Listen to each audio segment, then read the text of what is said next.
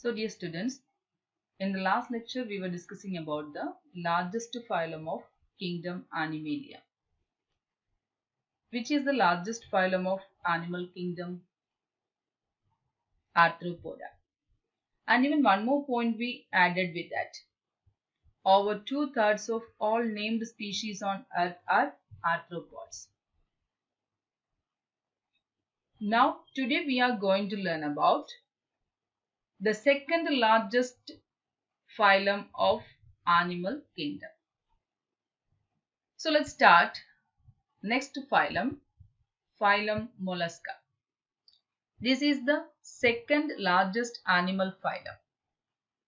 Mollusks are terrestrial or aquatic, having an organ system level of organization. Aquatic mollusks, they are found in marine or freshwater. They are bilaterally symmetrical, triploblastic and coelomate animals. So now in almost all the phylum, when we are discussing, we can see that the evolved or developed stage is coming there. For example, the level of organization also you are saying that organ system level of organization is there. Symmetry, bilaterally symmetrical. Triploblastic, the body is formed of all the three layers. Ectoderm, mesoderm and endoderm. And coelomate animals means they are having a body cavity between the body wall and gut wall lined by mesoderm. Body is covered by a calcareous shell. Calcareous shell means you have to understand it is mainly or partly made up of calcium carbonate. So what does it mean? Calcareous shell means what? The shell is made up of calcium carbonate and is unsegmented with a distinct head, muscular foot and visceral hump. So here unique feature is coming. Body is covered by a calcareous shell and is unsegmented with a distinct head, muscular foot and visceral hump. In the case of Arthropoda, we discussed the body is divided into three parts or three regions: head, thorax and abdomen. Here we are saying that it is divided, unsegmented it is there, not segmented. And with a distinct head, muscular foot and visceral hump. Visceral hump means what? Please write down. Visceral hump or visceral mass is always contained within the skull. Visceral hump or visceral mass is always contained within the skull. It generally holds the bulk of the digestive, reproductive, excretory and respiratory system. So it's a very important part of the body. Visceral hump, also known as visceral mass, is always contained within the skull. It generally holds the bulk of the digestive, reproductive, excretory and respiratory system. At a time, mainly 4 important systems are held inside the visceral hump or visceral mass. And we told calcareous. The shell is calcareous. Calcareous means mostly or partly composed of calcium carbonate. Okay, let's come back to the point again. So we were discussing about the body of mollusk. Body is covered by a calcareous shell and is unsegmented with a distinct head, muscular foot and visceral hump. I think now the topic visceral hump, the point is clear for you. A soft and spongy layer of skin forms a mantle over the visceral hump. As a lid above visceral hump, there is a layer of skin, and that is a soft and spongy layer of skin which forms a mantle over the visceral hump. Now the space between the hump and the mantle is called mantle cavity, in which feather-like gills are present. Once again, see that point, very important. As we discussed earlier, many of the important systems are embedded in the visceral hump. Now we are seeing the point. A soft and spongy layer of skin forms a mantle over the visceral hump. Now the space between the hump and the mantle is called the mantle cavity, in which feather-like gills are present. You can understand the importance of gills. That's for respiration. They have respiratory and excretory functions. So now these feather-like gills which are present in the mantle cavity is having two functions mainly: respiratory and excretory function. It is performed by the feather-like gills present in the mantle cavity. And what is mantle cavity? The space between the hump means visceral hump, and the mantle is called mantle cavity. What is mantle? A soft and spongy layer of skin forms a mantle over the visceral hump. Now the next point. The anterior head region has sensory tentacles. The anterior head region has sensory tentacles. The mouth contains a file-like rasping organ for feeding called radula. So here one new term is coming. Once again see that the mouth contains a file-like rasping organ for feeding, that is known as radula. Okay, write down. Radula, tongue-like structure covered by rows of rasping teeth. Once again, radula, tongue-like structure covered by rows of rasping teeth.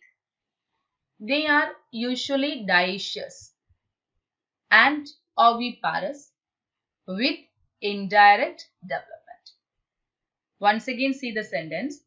They are usually dioecious and oviparous with indirect development. Here three terminologies coming. First of all, dioecious. Dioecious means sexes are separate. Oviparous, by laying eggs. Indirect developments. So we have to understand larval stage is coming during development. Now we are coming to the examples of phylum Mollusca. First, Phyla, common name apple snake. Pinctada, pearl oyster. Sepia, cuttlefish. Loligo, squid. Octopus, devilfish. Eplesia, sea hare. Dentalium, tusk shell. And Chaetopleura, chiton. All these examples are very important because from these examples questions are asking mainly in it. So you have to do the preparation very carefully. Remember the examples. You can write down and do the practice there because common name and scientific name both the way you should understand. So once again see the examples. Phyla, Pinctada, Sepia, Loligo, Octopus, Aplysia, Dentalium, Chaetopleura. Common names: apple snail, pearl oyster, cuttlefish, squid, devilfish, sea hare, tusk shell, and chiton. How they have got the name? From the figure, it's easy to understand for you. When we are going to learn from the material, it will be more clear for you. So now, once again, we can revise the points we have discussed regarding mollusca. The first point itself, phylum Mollusca is the second largest animal phylum. Regarding habitat, they are terrestrial or aquatic.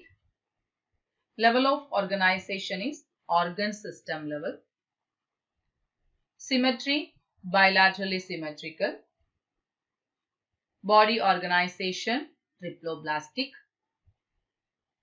Related to coelom, they are coelomate animals. And the unique feature we discussed, otherwise an important characteristic of mollusca we discussed, that is body is covered by a calcareous shell.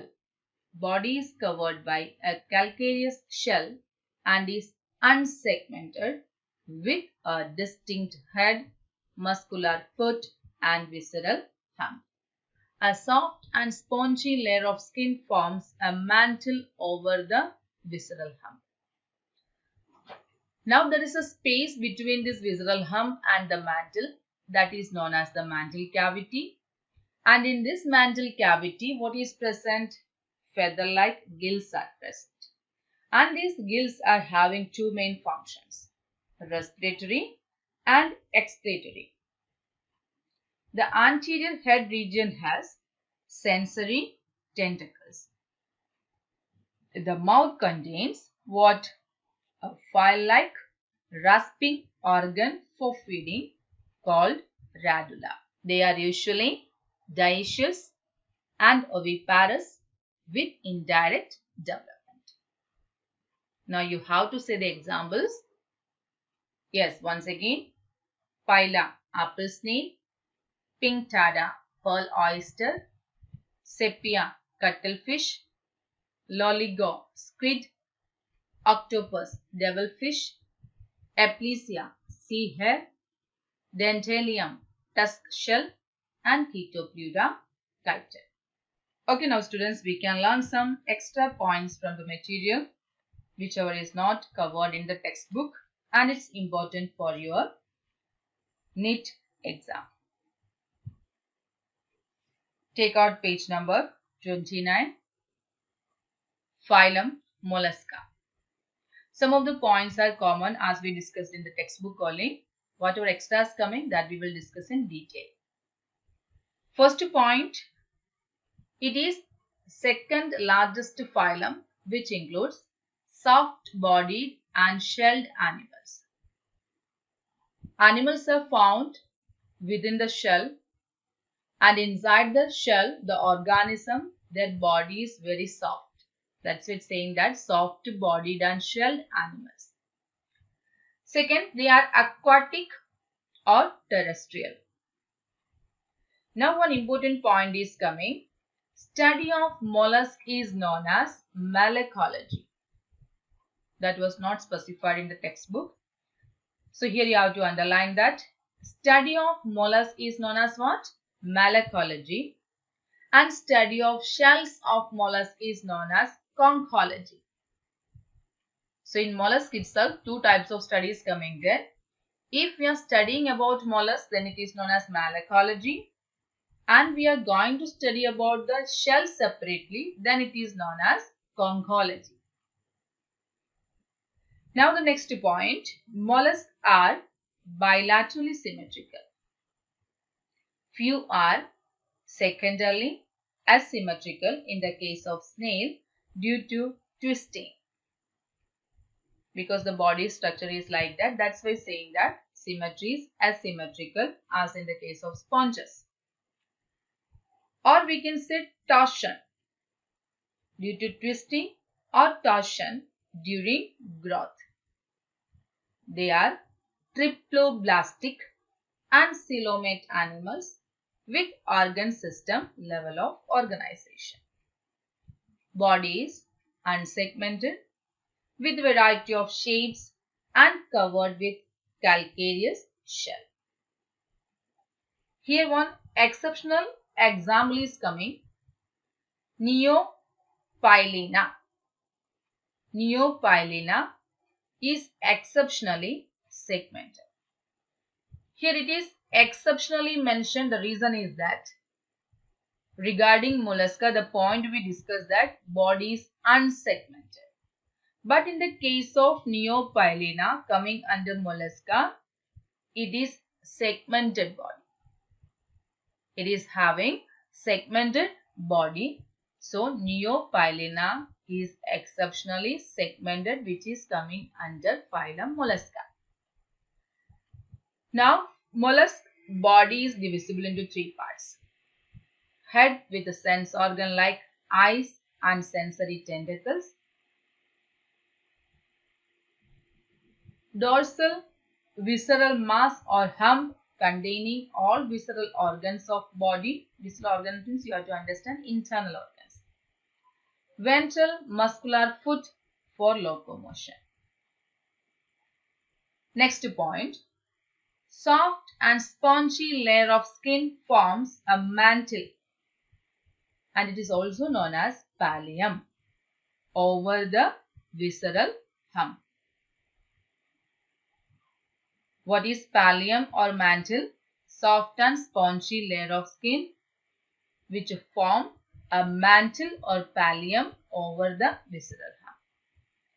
And the space between the visceral hump and mantle is called mantle cavity. The mantle usually secretes an external calcareous shell. So this shell is secreted by actually mantle. Shell is made up of calcium carbonate and conchiolin protein. Once again see that point. Shell is made up of calcium carbonate and conchiolin protein. Do you remember that conchiolin word anywhere? Connected to that, we told that study of shell of mollusk is known as conchology. So here we are saying the shell of mollusk is made up of calcium carbonate and what? Conchiolin protein. Digestive tract is complete. Means you have to understand two openings present. Buccal cavity contain file-like rasping organ for feeding called radula with a transverse row of teeth. Anus opens into the mantle cavity. Respiration is usually by feather-like gills, that is ctenidia. Ctenidia to pronounce ctenidia, located in the mantle cavity, which also helps in excretion. Phyla, respire by pulmonary sac on land and by gills in water. Because regarding habitat we told that they are terrestrial or aquatic. Terrestrial mollusks respire by pulmonary sac and aquatic mollusks they respire by gills. Regarding circulatory system, it's open type. It includes dorsal, pulsatile heart and a few arteries that open into sinuses. Sinuses means open space. Means here you can see that little bit evolvement is coming, evolution is coming, development is coming.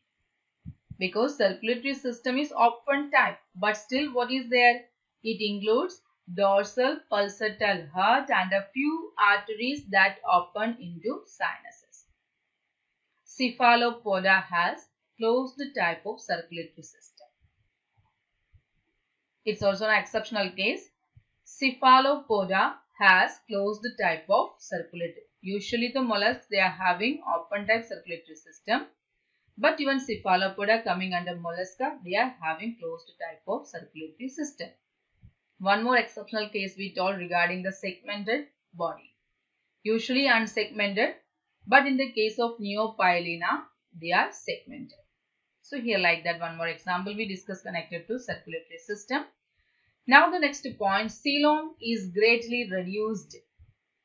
Space among the viscera contain blood and form hemocoel. Space among the viscera. Viscera means you have to understand internal organs. So in between the internal organs, wherever the space is there, their blood is present and the cavity filled with blood. That's why it's known as hemocoel, blood filled cavity. Blood usually has a copper containing respiratory pigment called hemocyanin. That's blue or green. That's why the name is hemocyanin. You would have heard about cyanobacteria. We are saying blue-green algae. So here, hemocyanin means you have to understand blue or green blood. Respiratory pigment called hemocyanin is present. Excretory system includes one or two pairs of kidneys known as Keber's organs or organ of Bojana's, which open into the mantle cavity. Excretory matter is ammonia or uric acid. In the case of aquatic, ammonia will be there, and in the case of terrestrial, uric acid will be there. Nervous system comprises 3 or 4 pairs of ganglia. Once again, nervous system comprises 3 or 4 pairs of ganglia. Ganglia is a plural of ganglion. Now the next point connected to sense organ. Sense organ includes eye, statocyst or lithocyst, osphradium. First, eye, present over a stalk called omatophore in some mollusks. Once again, see, regarding the sense organ, first is eye, that is present over a stalk called omatophore in some mollusks. Second, statocyst, even we discussed regarding this as the balance organ. Statocyst, also known as lithocyst, for body equilibrium in foot. That means balancing only. Body equilibrium in foot. Osphradium is a chemoreceptor or olfactory receptor for testing chemical nature of water. That is, testing pH of water, chemoreceptor or olfactory receptor present, that is known as osphradium. Now the next point is coming. They are usually dioecious. Sexes are separate. They are mostly oviparous. Fertilization may be external or internal. Development is mostly indirect. And if indirect, a common larva is present, that is known as trochophore. Underline that. Trochophore is very common larva of mollusk. Glochidium, larva of Unio. And Veliger, larva of Pila. So, indirect development. So, whomsoever case is indirect. So, during development, larval stage is coming. In the case of mollusca, common larva is trochophore. And the larva of Unio is known as Glochidium, and larva of Pila, that is pearl oyster, is known as Veliger. Now the next point, some extra points are given here. You can see precious pearl of the size of tennis ball is made by a giant mollusk and its name is Tridacna. Once again, see the name Tridacna. Precious pearl of the size of tennis ball is made by a giant. Giant means huge size, big one. And its name is Tridacna.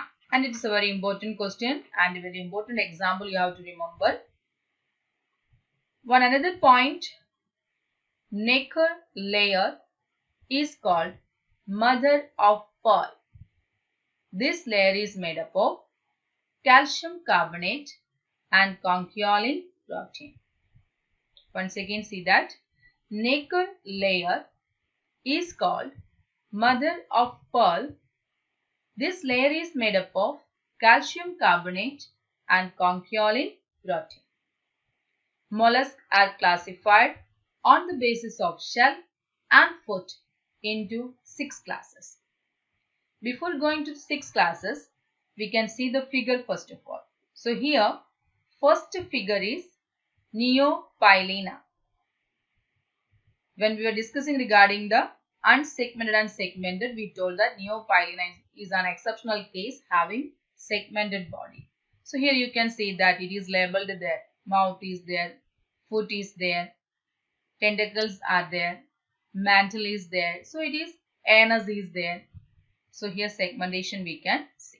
And second you can see Dentalium, Scaphopoda. And even in the textbook we discussed that tusk shell. That means it is resembling like elephant's tusk. That's why the name is tusk shell. And here it is given Dentalium or Scaphopoda. Scaphopoda means you have to understand that is the class where it is coming. And Monoplacophora, that is also the class of Neopilina. And the third you can see Pila, that is coming under the class Gastropoda. Chiton coming under Polyplacophora. Unio, that is coming under Pelecypoda. And Octopus coming under Cephalopoda. Related to Cephalopoda, we told that they are having a closed type of circulatory system where all others are having open type of circulatory system. So now we are coming to the 6 classes of mollusca. Okay, now let's see classification of mollusca. As we discussed, mollusks are classified on the basis of shell and foot into how many classes? 6 classes. So let's see which are the 6 classes and what are the characteristics and which are the examples coming under each. First of all, Monoplacophora. Second, Polyplacophora. Third, Scaphopoda. Fourth, Gastropoda. And the fifth one is Pelecypoda or Bivalvia. And the last, 6th one, Cephalopoda. 5th one, what is that? Pelecypoda or Bivalvia. And the last is Cephalopoda. Now let's see the characteristic first of all regarding habitat. Marine, common character of Annelida and mollusca. So what we are saying the point here, marine, common character of Annelida and mollusca, only segmented mollusk and with nephridia. So here we can see some of the characteristics connected to Annelida and mollusca. So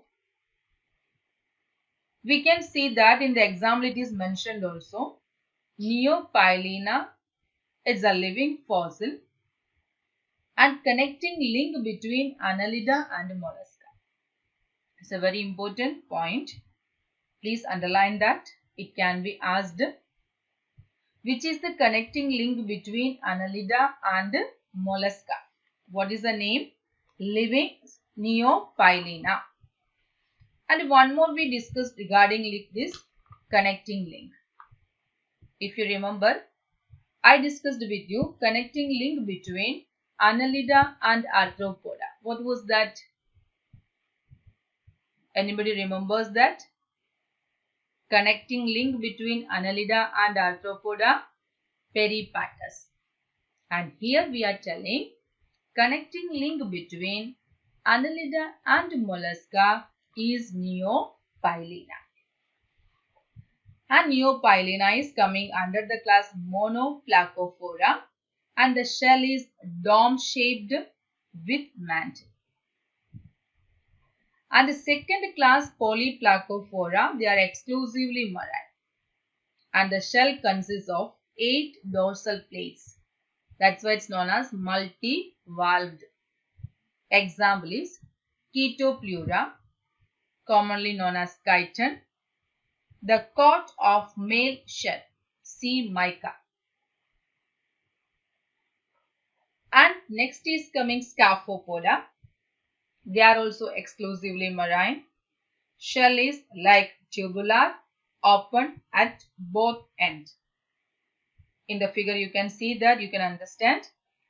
Example Dentalium, tusk shell, and Rasper by Mantle. And the fourth class is Gastropoda. So here when we are telling, you have to understand that we have done the classification that is based on either shell or foot. And first of all we are saying that based on the shell. And now we are saying that the name is given poda, means you have to understand regarding the appendage also. And here shell is spirally coiled or univalved. Example, Phyla, apple snail, Doris, sea lemon, Aplysia, sea hare, Turbinella, Shankh. Commonly we are saying the name only Shankh. And many Jummers and all are making with that. Planorbis, land snail. One more land snail, that is Limnia. So which are the examples coming under Gastropoda? Phyla, Doris, Aplysia, Turbinella, Planorbis, Limnia. Now the fifth one, Pelecypoda or bivalvia. They are marine or freshwater. Gastropoda, they are found as marine, freshwater or moist soil. That means aquatic and terrestrial. But the condition is moist soil is there. In the case of bivalvia, habitat marine or freshwater. Regarding the shell, consists of two valves movably hinged dorsally, that is bivalve.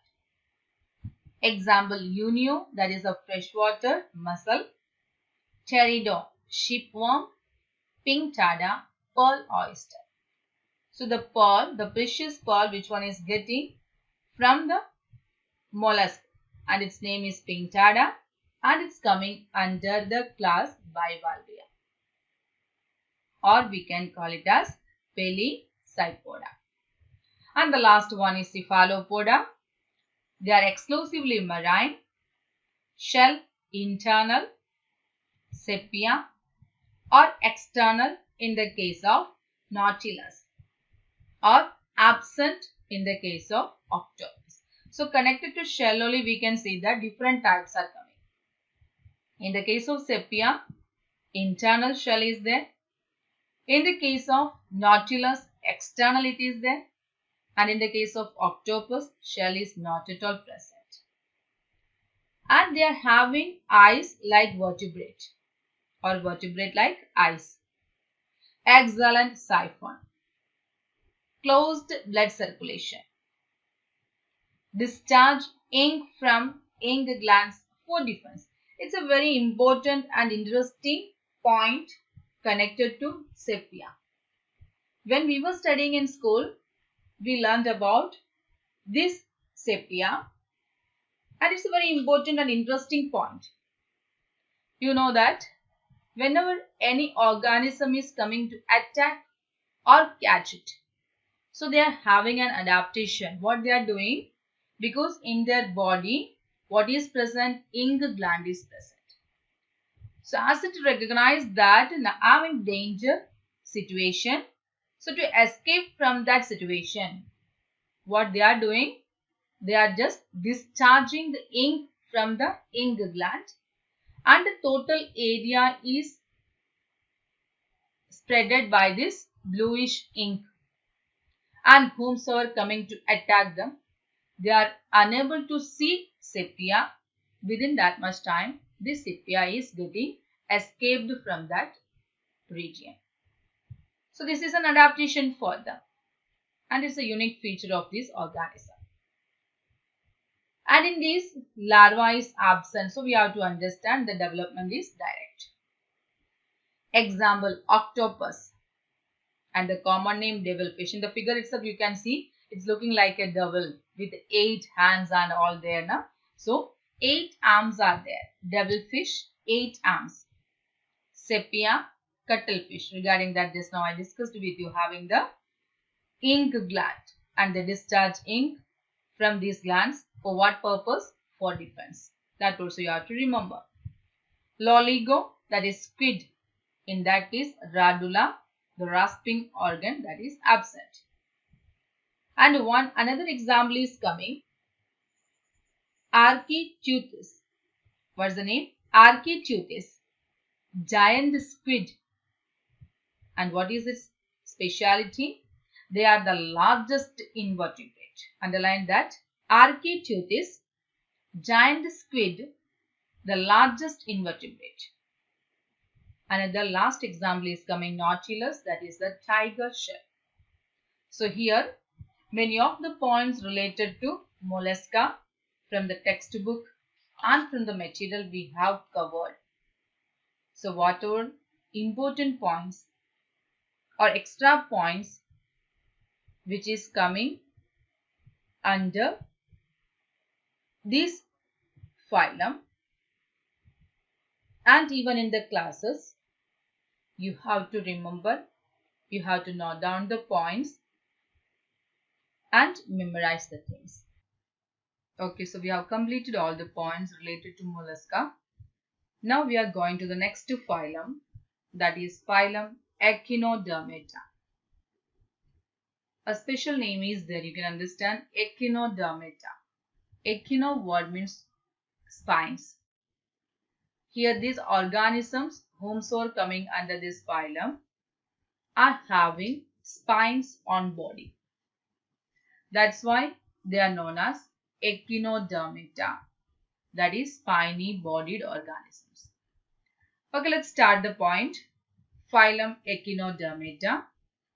These animals have an endoskeleton of calcareous ossicles and hence the name Echinodermata, that is spiny bodied.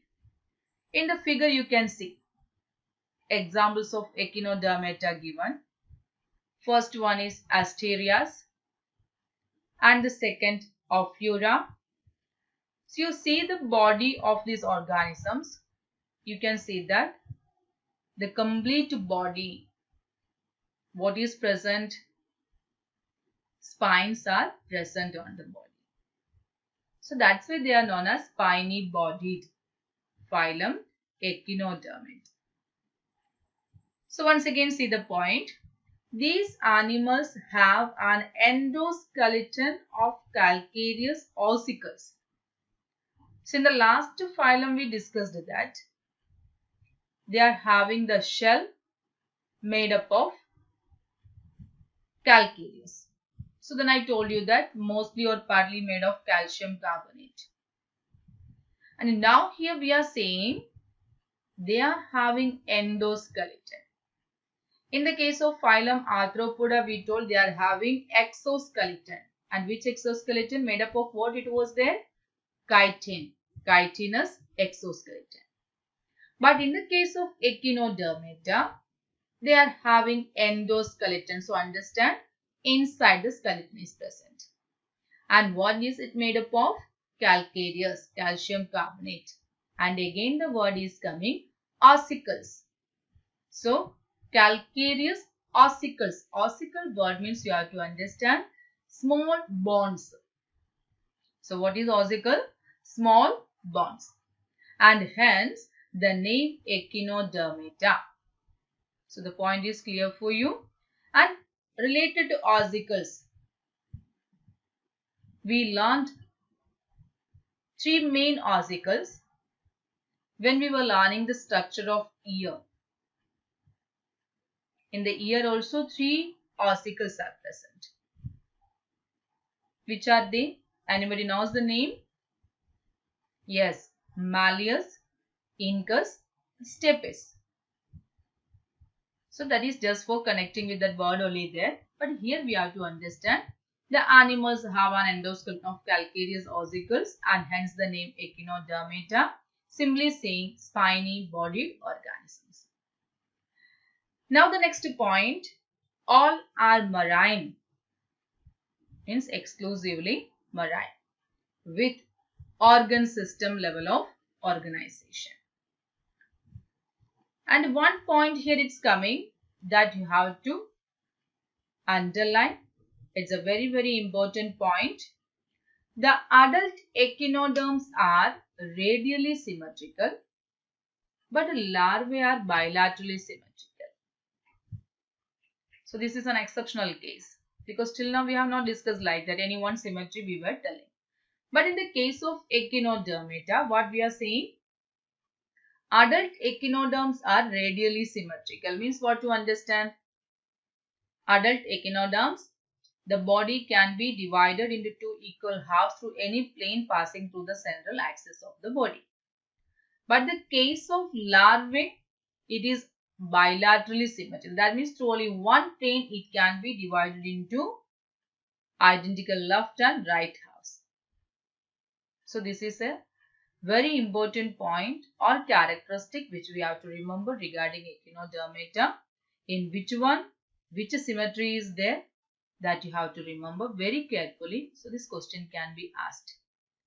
The adult echinoderms are radially symmetrical, but larvae are bilaterally symmetrical. They are triploblastic and coelomate animals. Digestive system is complete with mouth on the lower or ventral side and anus on the upper or dorsal side. So in short, you have to understand that if digestive system is complete means what we have to understand, they are having mouth and anus. And the position where it is, mouth on the lower or ventral side and anus on the upper or dorsal side.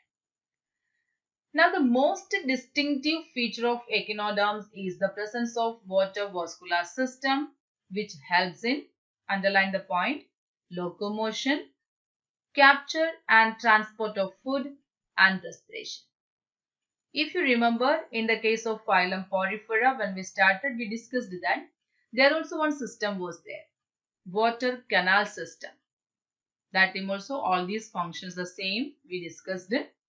So that time also I told you that when we are telling about Echinodermata, the system which is coming there, water vascular system, in Porifera it is water canal system. So here the most distinctive feature of echinoderm is the presence of water vascular system and that helps in locomotion, that is movement, capture and transport of food and respiration, exchange of gases.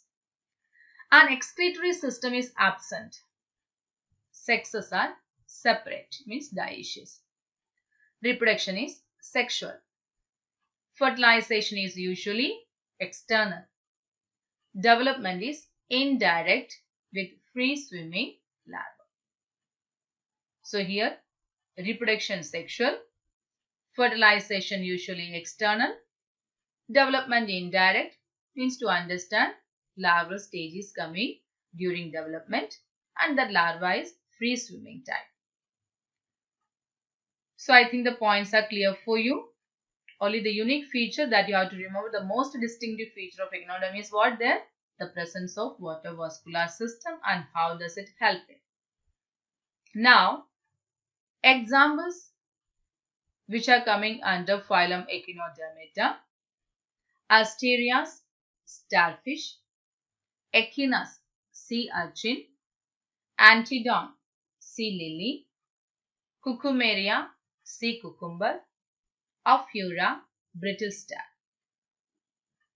From this Asterias and Ophiura figure is already given and rest of the figure most probably we can see in the material. So once again say the examples: Asterias, starfish; Echinus, sea urchin; Antedon, sea lily; Cucumeria, sea cucumber; and Ophiura, brittle star. Okay, some extra points which are coming in the material we can discuss. Please take out the material, page number 32. Phylum Echinodermata. All are marine, generally live at bottom and slow moving. Body shape is star-like, cylindrical, melon-like or disc-like. So different body structure is there. The shape of the body is different type. Star-like, cylindrical, melon-like or disc-like. Second point. The important point is that as we discussed, the adult echinoderms are radially symmetrical but larvae are bilaterally symmetrical. They are triploblastic and coelomate animals with organ system level of organization. Echinoderms have two coeloms. So we have to understand they are coelomate animals. And they do not have distinct head. Next point. Skin of echinoderms contains calcareous spines, pedicellariae, and endoskeleton consists of calcareous plate or dermal ossicle.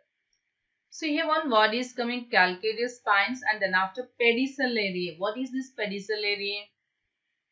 It's written here. The next point is same. Minute pencil-like structure pedicellariae comes out through skin. Actually, it's a special structure that is coming out through the skin and they are having a particular function.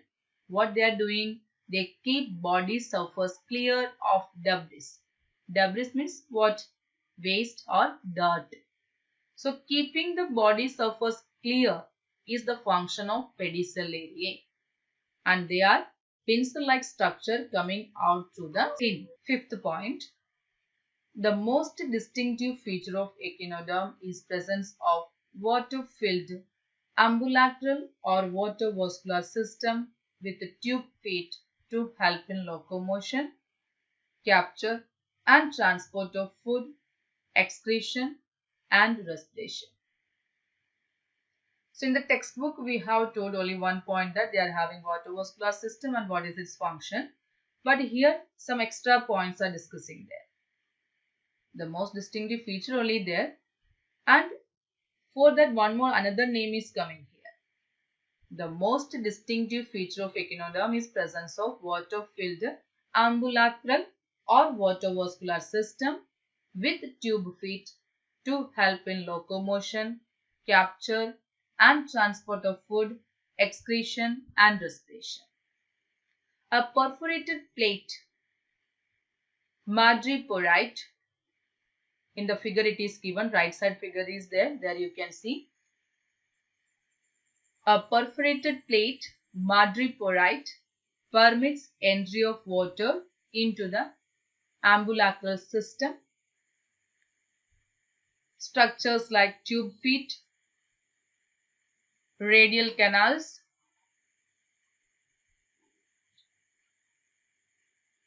Tiedemann body and Stern canal are also found in water-vascular system. So this is just for understanding only. You can say that in the figure also. You have to see, you have to understand. Now the next point is coming. Digestive tract is complete with mouth on lower side or ventral part and anus on the upper side or the dorsum. Now related to respiration, it takes place by body surface or gills called dermal branchiae or papillae in most of echinoderms like starfish. Once again say that respiration takes place by body surface or gills called dermal branchiae or papillae in most of echinoderms like starfish.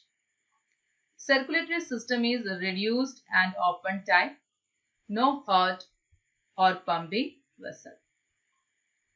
There is no excretory system.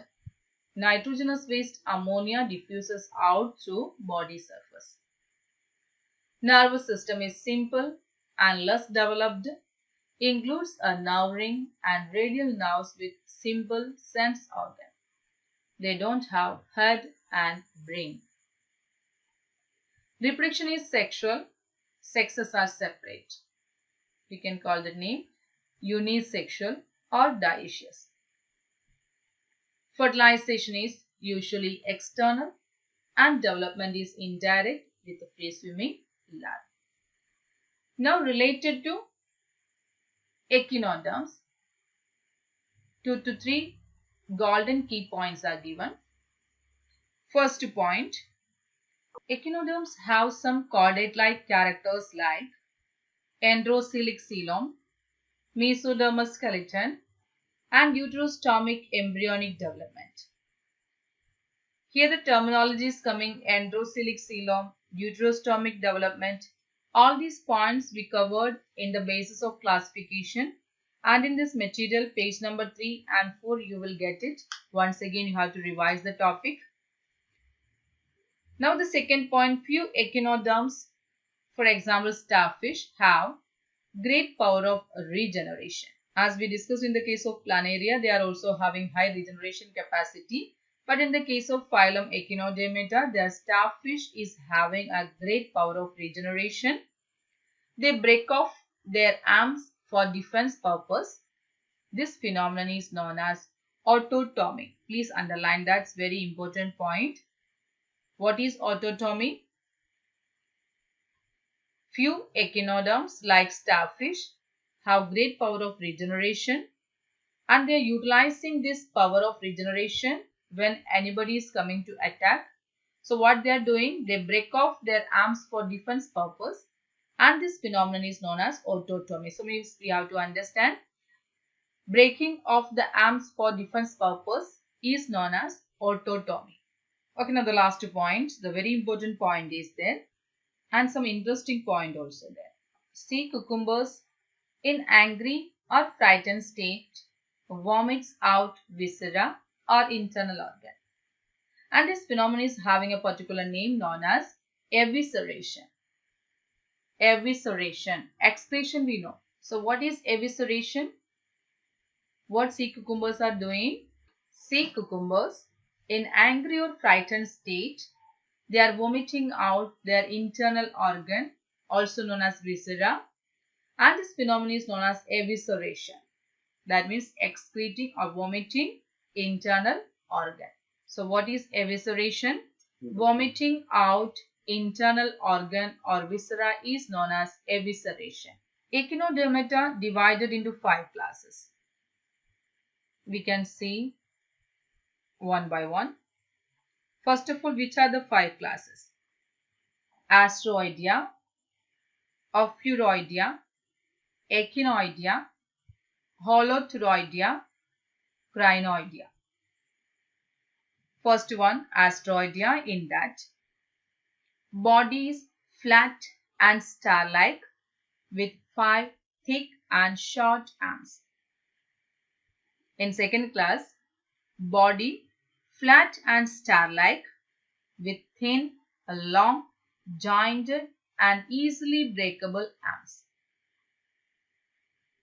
In Echinoidea, body is globular, disc-like and without arms. In Holothuroidea, body is long, cylindrical and cucumber-like without arms. In Crinoidea, body is plant-like, fixed with branched arms. Now, in Echinoidea, mouth with Aristotle's lantern, that is, masticating apparatus with 5 teeth present. And in the case of Holothuroidea, respiration is through cloacal tree. And in Crinoidea, without spine and pedicellariae. You have to remember pedicellariae that we discussed already. It comes out through skin to clear the body. Now related to larva of each class. Larva of Asteroidea, Bipinnaria or Brachyolaria. In the case of Ophiuroidea, the larva's name is Ophiopluteus. Echinoidea, larva's name Echinopluteus. Holothuroidea larva Auricularia, Crinoidea, larva's name is Doliolaria. Now examples of each class. In Asteroidea, example Asteria, starfish. Figure also you have to see and understand. Ophiuroidea, example Ophiura, brittle star. Ophiothrix, brittle star. Echinoidea, example Echinus, sea urchin. Holothuroidea, example Cucumeria, sea cucumber. Holothuria, sea cucumber. And Synapta. And the last Crinoidea example is Antedon, sea lily. It is fixed type. Okay, so we were discussing regarding phylum of animal kingdom. And the last phylum is Chordata. And before coming to phylum Chordata, one more phylum we have to learn. That is phylum Hemichordata. Actually, Hemichordata was earlier considered as a subphylum under phylum Chordata. But now, it is placed as a separate phylum under non-chordata. That's why I told you that before phylum Chordata, one more phylum we have to learn. That is Hemichordata.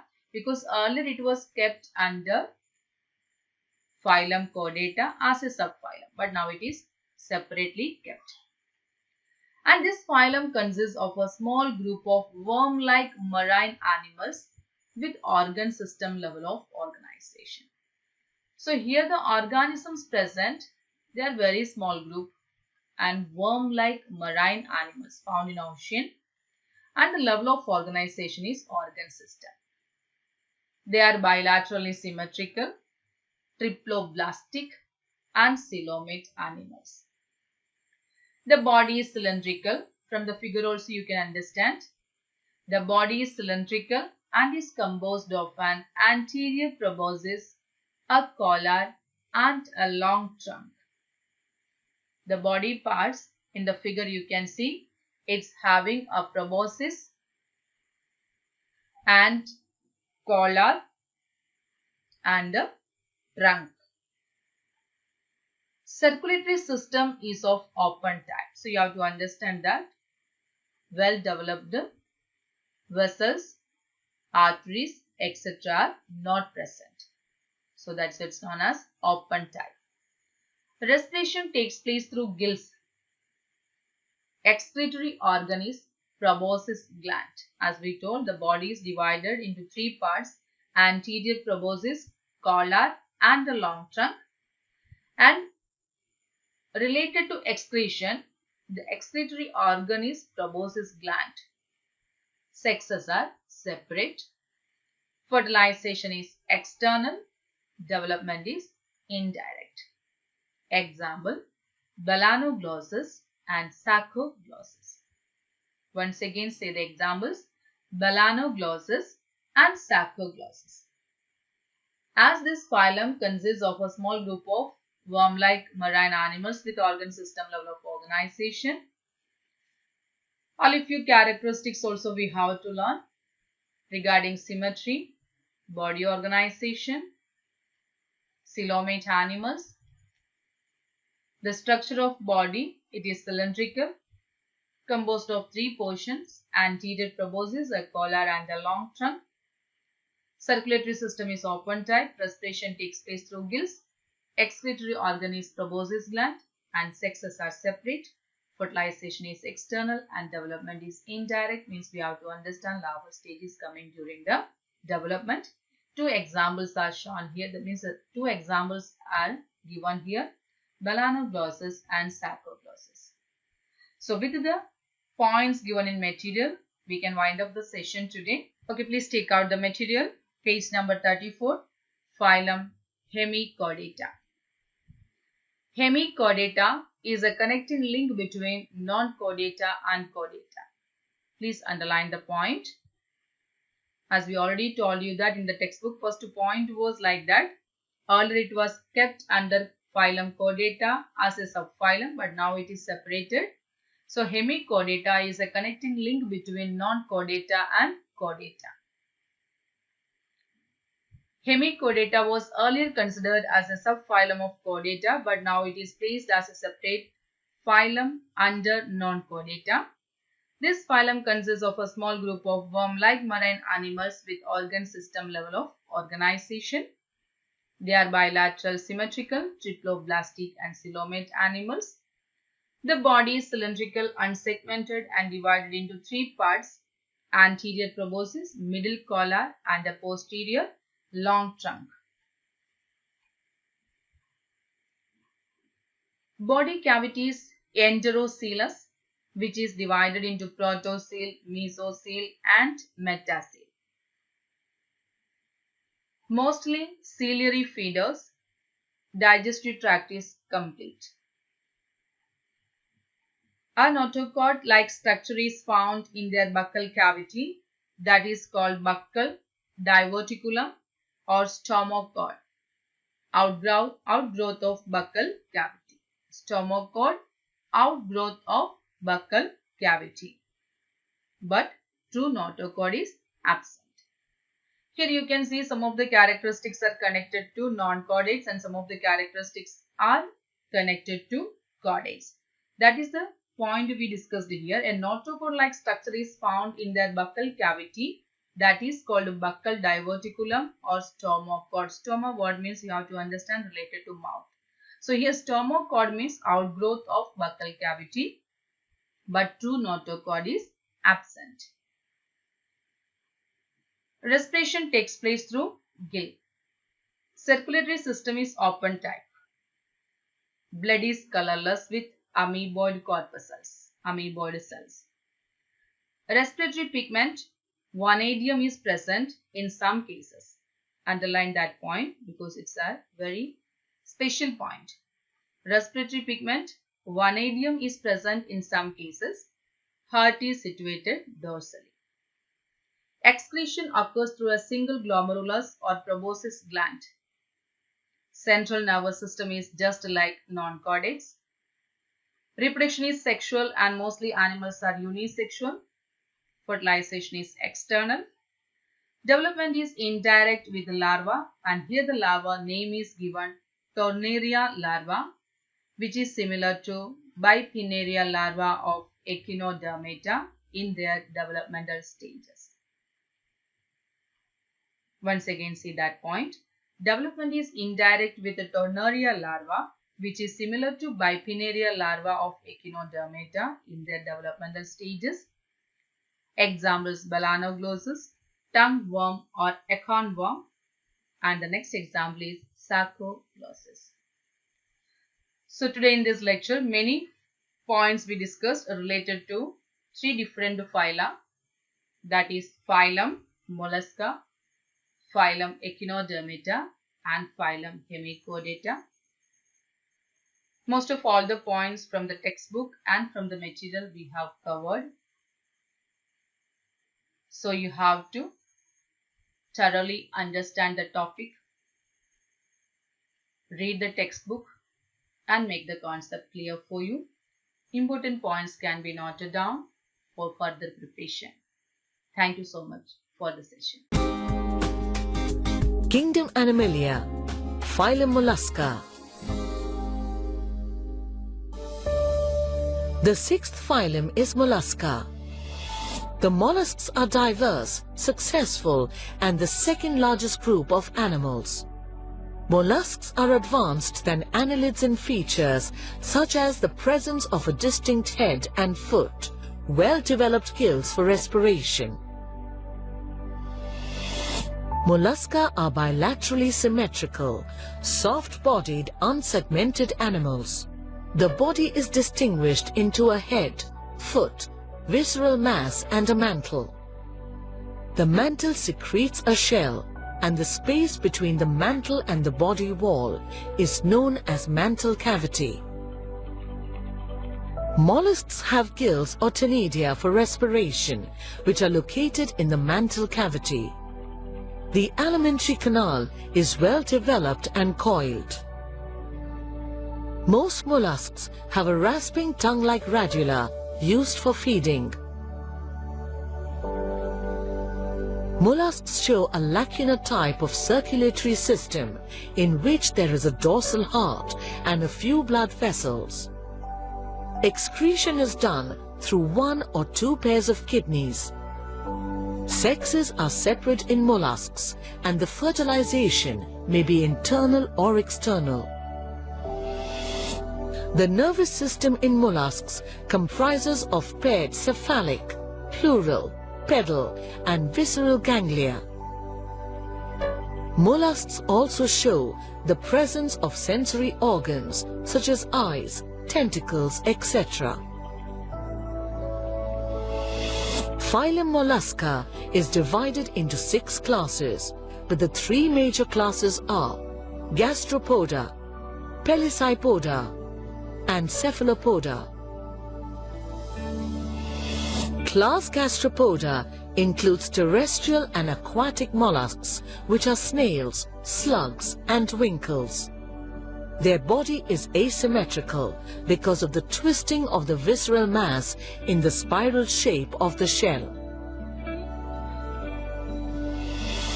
The second class, called Pelecypoda, includes bivalves such as mussels, clams, and oysters.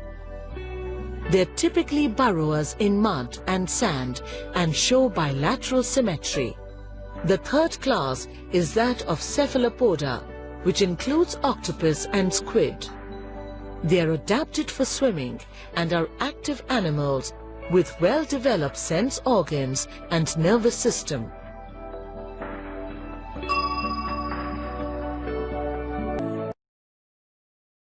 The last phylum that comes under Invertebrata is Echinodermata. Echinoderms are marine organisms living at the bottom of the sea. The phylum includes starfish, brittle stars, and sea urchins. Echinoderm adults are radially symmetrical, but the larval stage shows bilateral symmetry. They exhibit organ system level of body organization, as it is differentiated into oral and arboreal surfaces. They do not have a proper circulatory system, but a water vascular system through which the sea water circulates in their body. This system opens into the tube feet, which are used for locomotion and food collection. Respiration occurs through gills or papillae, protruding from the dermis or by the tube feet. In echinoderms, sexes are separate. The development shows the presence of a ciliated bilaterally symmetrical, free-swimming larva. The basic larval form of echinoderms is Diplurula larva. Phylum Echinodermata is divided into 4 main classes: Asteroidea, Ophiuroidea, Echinoidea, and Holothuriidea. Class Asteroidea includes starfish. Their body is flattened with 5 radiating arms. The life cycle of starfish shows the presence of Bipinnaria larva, which develops into a starfish through a process. The second class, named Ophiuroidea, includes brittle stars. Their body is also flattened with 5 radiating arms, which are long, slender and flexible. Their life cycle shows the presence of Ophiopluteus larva. Class Echinoidea includes sea urchins. Their body is oval-shaped and enclosed in a tube made of calcareous material.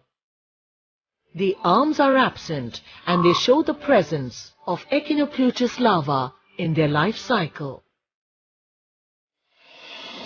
Class Holothuriidea includes Holothuria or sea cucumbers. Their body is cylindrical and elongated, while the arms are absent. Their life cycle shows the stage of Auricularia larva. Echinoderms are also of a great commercial importance. The dried and powdered skeleton of starfish is used as a calcium fertilizer.